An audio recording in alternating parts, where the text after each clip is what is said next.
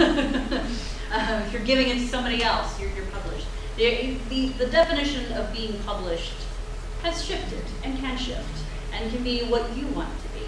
So that's some of the things we can talk about. I would highly suggest, and I think our writers will agree, to get an editor. Get a second pair of eyes, third, fourth, fifth pair of eyes on your writing, especially if you're looking to give it to the world. Definitely you can hire people to be an editor. Lots of people use their friends. I found an online community called Scribophile that I have listed that you can, it's sort of, yeah, it's online writing community, so you can upload your writing and other people will critique it for you. And you can critique other people's writing. Now, of course, it's going to be dubious as to the quality, but it's an option that I found that I thought was really cool. And NaNoWriMo supported it, so I thought that was pretty cool. Yes? Good question. When you go that route, though, how can you protect your work since it's not yet published to make sure that somebody doesn't go, hey, that's a pretty good idea, and they take off with it, and perhaps it's somebody that, you know, has maybe a little more in, and they get it in, you know, get it out there to the world, before you yourself get it because you're just a struggling first timer. How do you protect your work from putting it out there to where you get somebody that's maybe a little unscrupulous and takes advantage of that? Or do you just have to go with hope and prayer that nobody does that? I hope not. I only give it to trusted friends and Yeah. authors. Yeah, so you wouldn't necessarily recommend putting it out there on something like this? She was talking about The that online Scribophile, community. letting people critique it. Although there's a digital record that you own it. Yes. Mm-hmm. So it's not much of a consolation, especially if you get into legal troubles, but that's at least something. I know other people will mail themselves, like physically mail it through the Postal Service, and then it's in a sealed envelope, and then if there's any question, you have it, there's proof it went through the mail at that date. I heard it had to be certified. I don't know about that. They said that if you send a certified copy yourself, you sign for it, and you don't open it, and put it in a file somewhere, that it's copyright. It's another option, yeah. Then Yes, yes.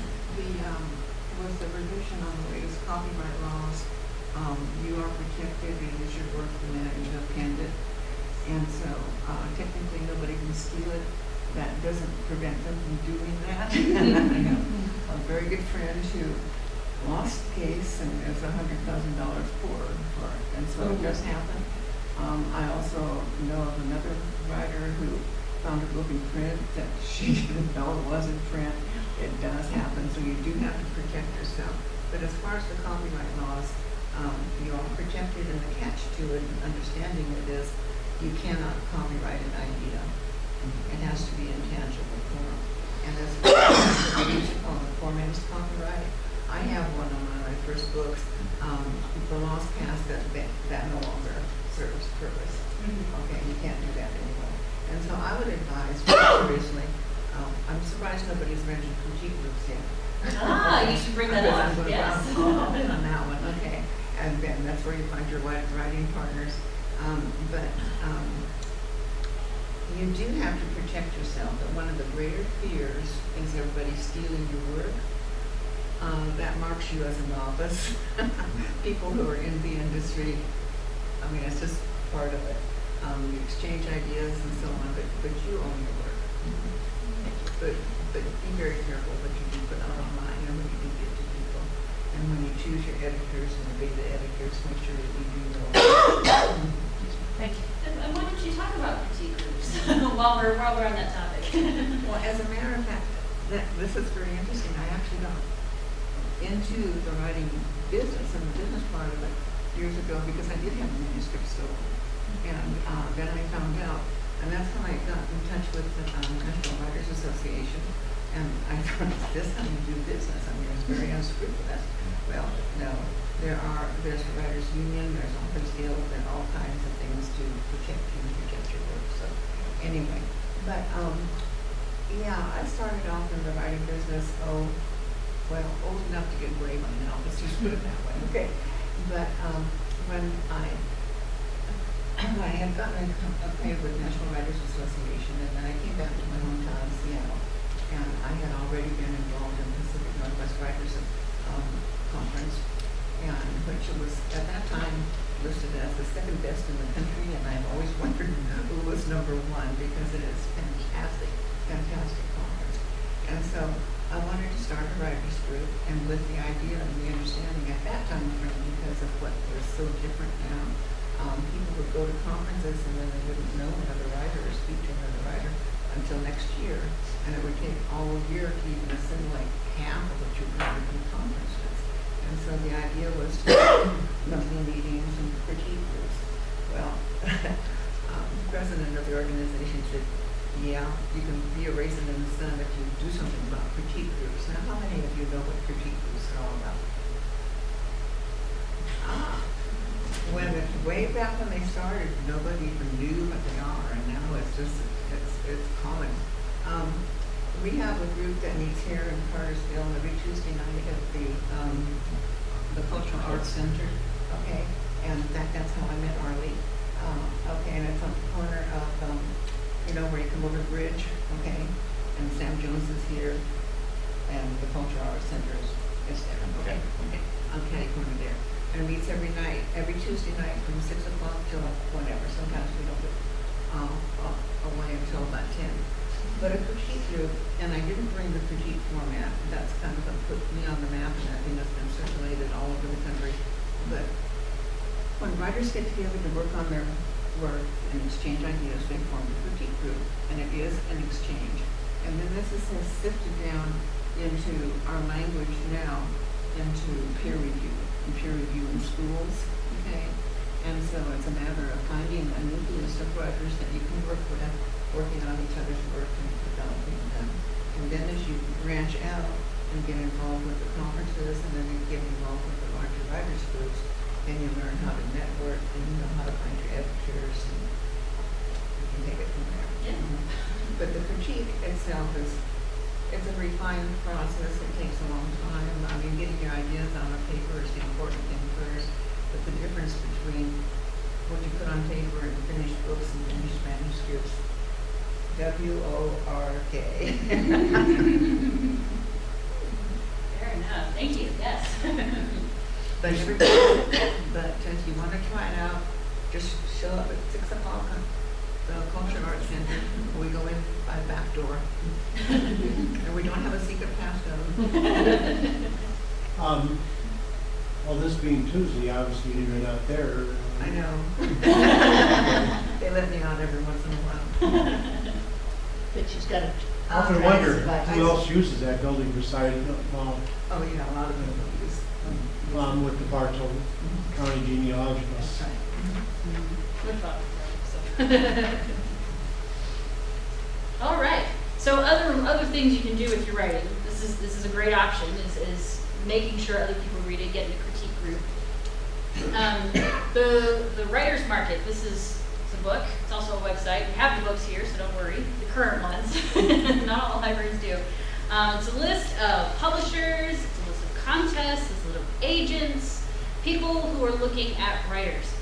So you can get an idea of, there's a certain publisher that publishes one really weird kind of topic. It's like only like dragon stories or something. You never know. And then you decide, I want to write a dragon story and submit it to them. Or there's a contest that's looking for a one-act play, and it's, you know, next spring is the due date. Like, I can write a one-act play and have it due in the spring. So checking the writer's market, seeing what's out there. You can also use Google. Just to see other ways, things to aim for, or things to write for, or things to take what you've written and get it to other people. Blogging has become increasingly popular. I think a lot of people are familiar with the movie Julie and Julia, which started out as a blog of a woman who's going through every single Julia Child's recipes in a year. So that's one form of doing writing. I also learned, this I did not know previously, that, okay, you're familiar with the movie The Martian, which is based off the book The Martian by Andy Weir, movie starring Matt Damon. That started out as a blog. Andy Weir would write sections of the book, put it on a blog, and then people would tell him what scientific facts he got wrong. or tell him, oh, I don't know if that would actually happen, but this could happen. And he said the one really big thing that happened is at the beginning of the stories, there's this big, like, tornado, hurricane, weird sandstorm that happens on Mars. He said that would never happen on Mars. he got license of that. But I have a link, it's a little short link, so you can check out the article that I found and talked about that. So that's one thing you can do with your writing. Well, for us back in the Stone Age still, what's a blog? What's a blog? It is an online web log. So it's like a journal. A lot of people started using it as a journal, and you're just putting something online. It's a piece of writing. Some people blog or just talk about the books that they read, or they blog about what they ate that day, or they blog about current fashions. There's a blog for everything. Any subject, somebody's written about it. And I've got a list of blogs you can check out. There's also the resources. If you're interested in like writing blogs, I didn't write that down. I didn't do a ton of that. But certainly we can talk to you later. We can find something for you. Wattpad, again, something else I discovered, more for a younger audience, but it's very similar to regular blogging. It's kind of its own community of writers. I can't say that the writing is fabulous because people are writing it directly onto the internet. If you have an iPhone or a smartphone or a tablet, you can just write it directly onto the website, hit publish, and it's there. And they encourage you to update your stories. You can design a cover and update the chapter like twice a week or once a week or something. And then you have writers other readers who like to read what you're writing, and then they can give you suggestions, and they can say, oh, this is great, and give you encouragement, or tell you that something didn't work, and you can fix it later. It's a little complicated. It kind of freaks me out thinking, oh, I would just put it directly on the internet, and then people would tell me if they liked it. I don't know. And it's definitely aimed at more mobile, younger writers who just don't mind doing this a lot. So that's another option. It's something to check out. It's at least a way for your writing to get out there, to see what other people are writing, and you're certainly welcome to just read it. It's made to be read on a phone or on a tablet. You can send out a newsletter. This is something a few people, I follow a book blog called Book Riot, and some of the book bloggers on Book Riot have started putting out what they call tiny letters, and it's a website that sends out newsletters for you. And so they'll put out a tiny letter. One of them just writes about being a mom. So she'll just, whenever she feels like it, she'll just write an essay or something about being a mom and then send it. And then you can control who's reading it. You can send out a newsletter to only your friends, only your family, only people you know. So you can write your essays, you can write your short stories, you can write your one-act plays, you can write your poetry, and then only send it to people that you trust. But you can feel like you've accomplished something because it is your newsletter. And you are putting your writing out in the world, but within a controlled. I think that's an excellent idea. Yeah, something to try. Good. And then we've got self-publish, which is what our writers over here have done. So I'm going to turn the time over to them so they can talk about their publishing journeys. I don't know a whole lot about self-publishing. This is something I'm still new with, and I thought I'd bring in some experts, some people who have actually self-published, who've gone through this whole process, who can tell you a little bit more about it. So if you just want to take a few minutes and just talk about how you got into in your particular kind of writing and how you got published, go right ahead. Whoever wants to start. I can go first.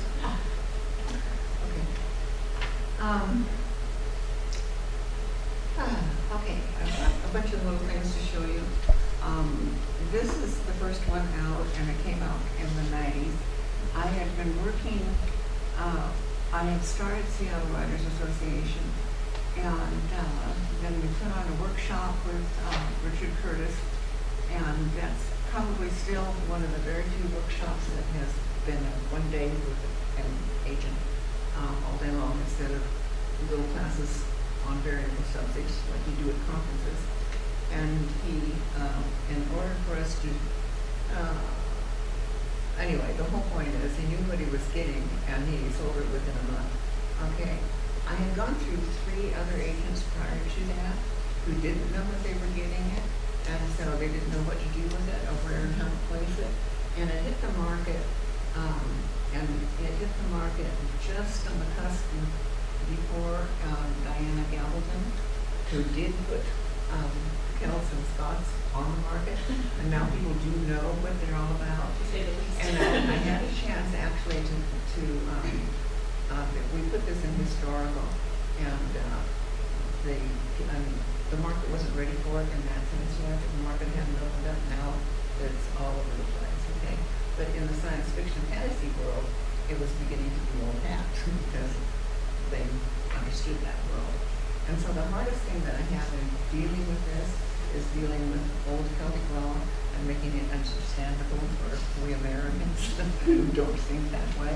But this is an agented work, and let's see, and these two are also, no, they're not, these are small publishers. Let me go ahead this way.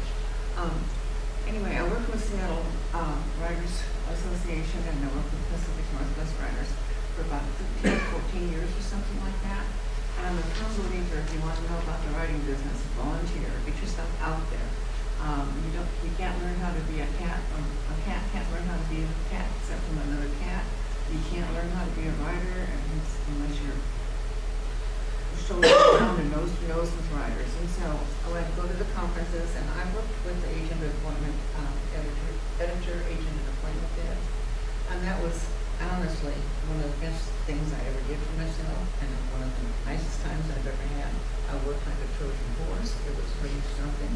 They had to pick me up after the conferences because we were just exhausted. But that's where I met so many agents and editors from all over, and learned how they work and what they want, and what the writing is and the writing life is all about. So that kind of got me into the writing life. And very honestly, I can't imagine living any other way, even though I haven't produced anything recently.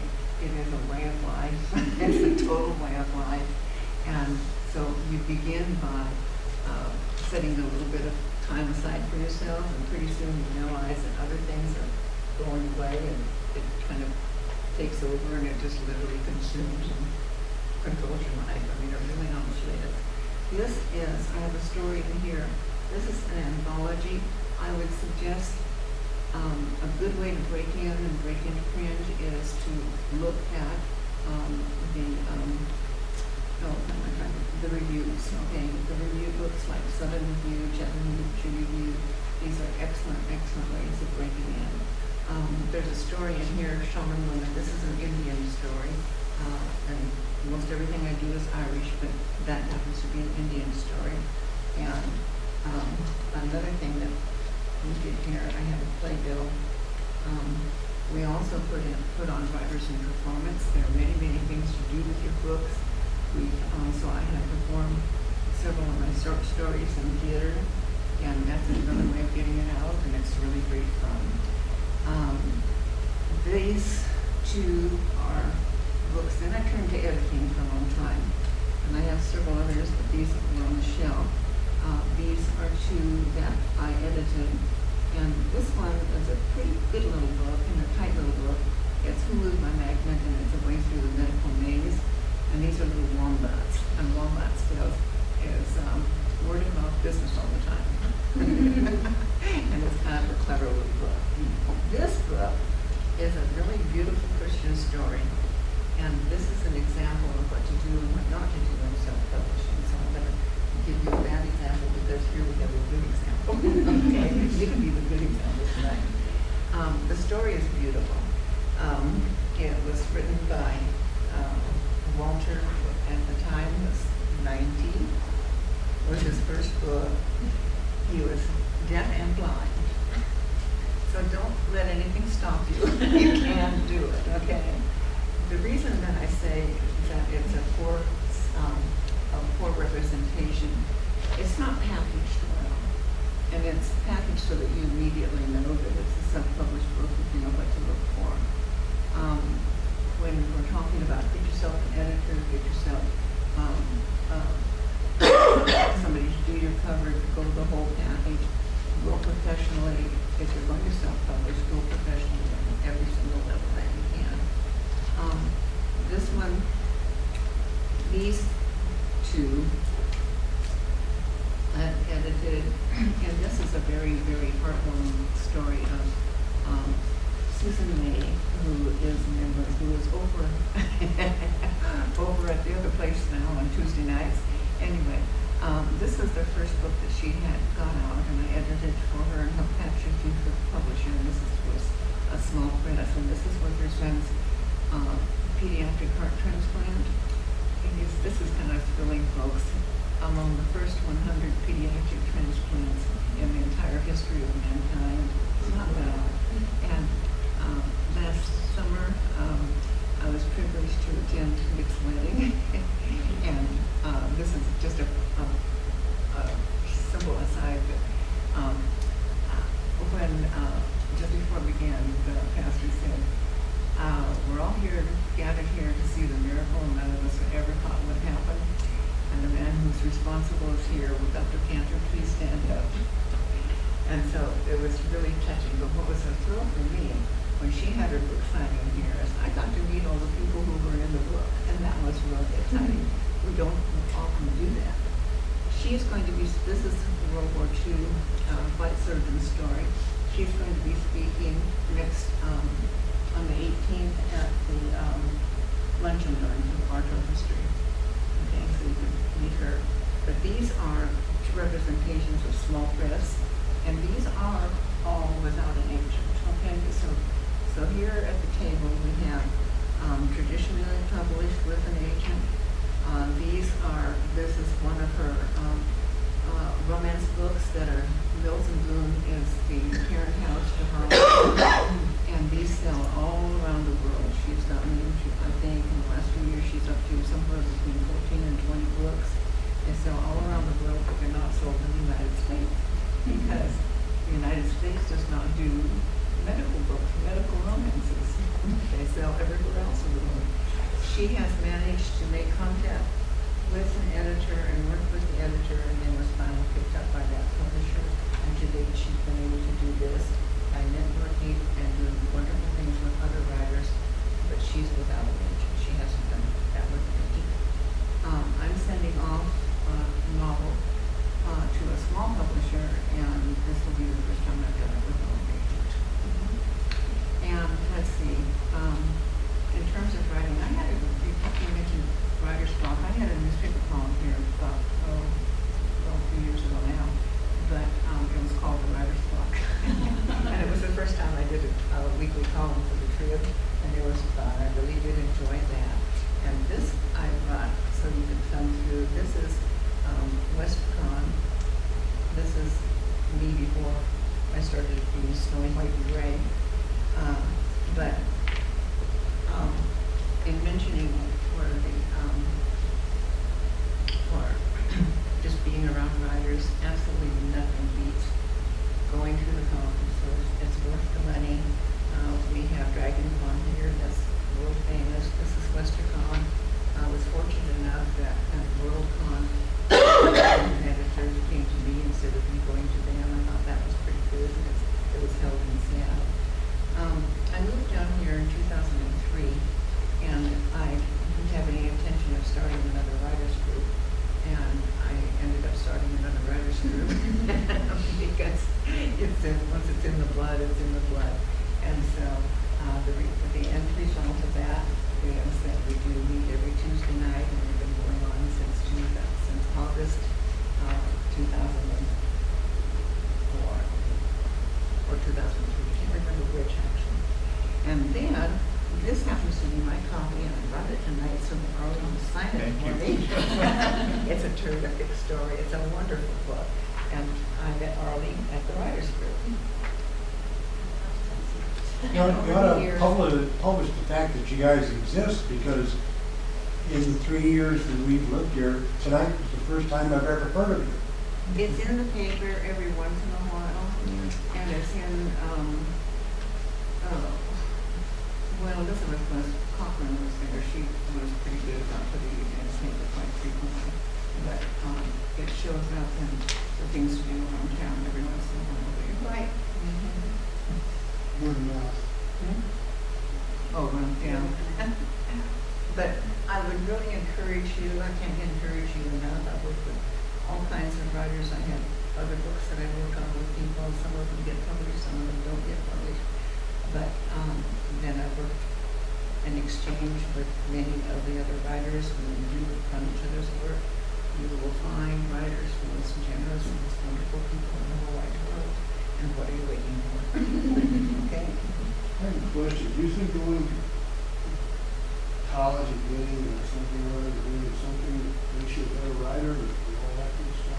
Well, here's the criteria. The criteria is the who's judging, okay? And self-publishing, some of the books are just total embarrassment.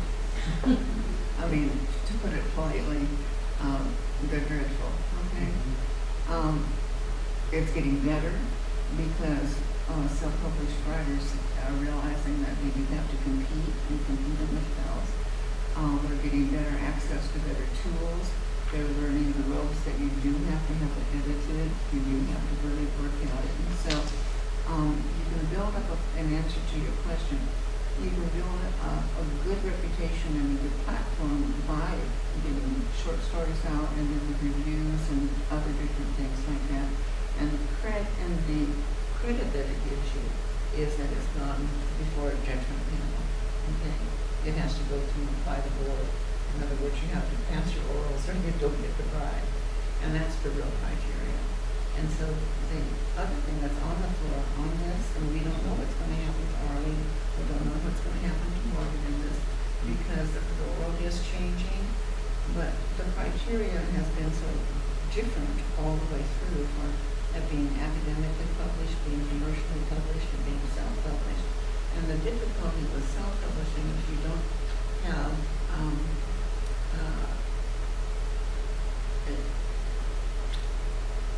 it's in the middle. It's in the middle right now in terms of whether or not the good self-published books can be accepted, like for National Book Award, for the Everett Award, different things like that.